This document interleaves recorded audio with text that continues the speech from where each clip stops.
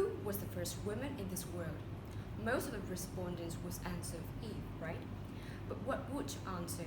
My name is Thùy, and today I would like to share my thoughts about gender equality. According to the Jewish legends, dating 4,000 years before the Bible, the following story is told. God created Adam and all the other animals, seeing that all other species was paired off and Adam was alone. Adam asked God to create him a wife, and God created Lilith from the same mud as Adam. They lived happily until one day, Lilith demanded equal rights from Adam. Adam was so very angry, and so Lilith left. After leaving, Lilith was able to find a lot of different companions, muses, and lovers, reveling in the newfound independence and freedom she has discovered. Then God created a good woman from Adam's ribs, always obedient and subordinate to her husband. It was Eve. Lilith turned into a devil, going to harm all the babies born for revenge, especially boys. So, what is the point of the story? Perhaps they are just superstitious tales that have been handed down for thousands of years. But why does the Bible fear and avoid mentioning Lilith? There may be many causes, but maybe the main reason is the desire for freedom and equality of his first women. Now, I'm pretty sure what you're thinking, that unveering towards taking sides, a common misconception when celebrating the power of women. But the answer is no. Gender equality doesn't make sense on any level by marginalizing the rights of women.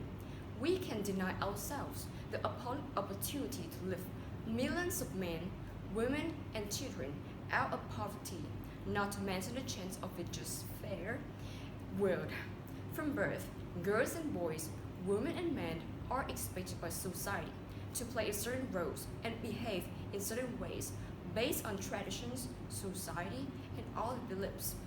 These behaviors are learned and shaped through the gender norms of a society. Unfortunately, in many countries, gender norms create disadvantages for women, minorities, and children. Whereas men is to be strong and macho with their status symbols and accessory, it's expected or assumed that women should demonstrate a certain degree of weakness and submissions be both sexually attractive while it's maintain an innocent naivety, and of course, all the while being a domestic goddess. We do a great disservice to our children by raising and framing them into restrict and narrow models. As a result, under pressure of gender expectations, they grow up in fear, having fragile egos, swift self-expressions, shamed, silent, pretending not be able to see their desires or being true to themselves, and reaching their fullest potential. We rob them of full fluidity to fully explore limitless possibility of experienced life of great human being. Biologically, men and women are different, but one is not more important than the others. We should respect both sexes for their efforts in our survival. Men are designed to be physically stronger, and while it is the decided attribute in hierarchy of the animal kingdom, we have long ago evolved and separated ourselves in this race for dominance by utilizing a more effective tool for survival: intelligence. Although we call ourselves highly intelligent beings, right? Sadly, somehow, we still keep operating at outdated concepts of physical strength supremacy. In reality, gender doesn't define our intellect, our creative ability, and moral values. I believe that in order for us to build a prosperous future, instead of prizing and discriminating people for their biological trait, such as gender, we should give the leading roles to the most intelligent, innovative, and wise men and women. But unfortunately, women still face a lot of disadvantages in our modern world because a lot of men see gender equalities as something that's intimidating and detrimental to them. This causes great imbalance in work and family lives for all of us as whole.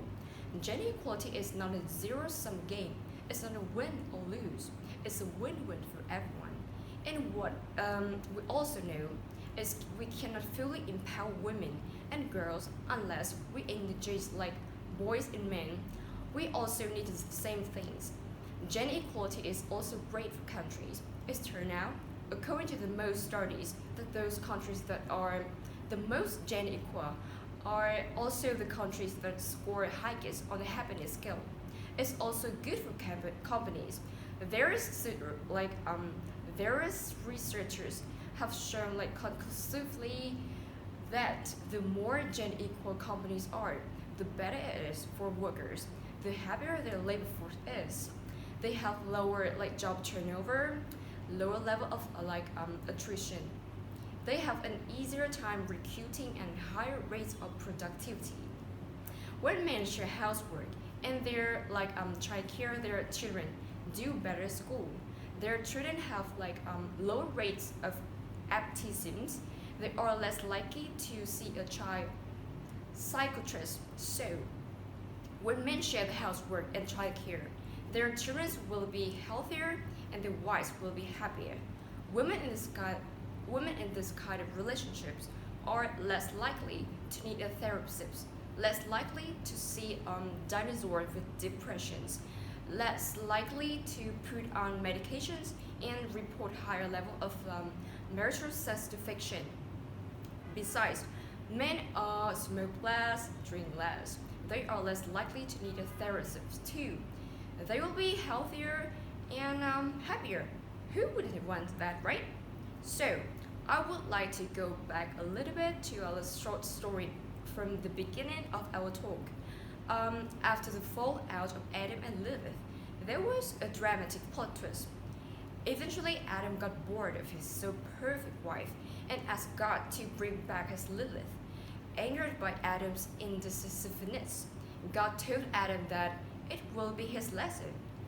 You will stay with Eve, but always dream about Lilith. Every successful union is based on equal partnership. If you listen carefully to what men say about what they really look into the women, it's not a maid, servant, or slave. It's a muse, a partner, and a friend. The more egalitarian the relationship is, the happier both partners and their children are. A world of happier men and women. This is not the future that we not only should aspire to, but what we deserve.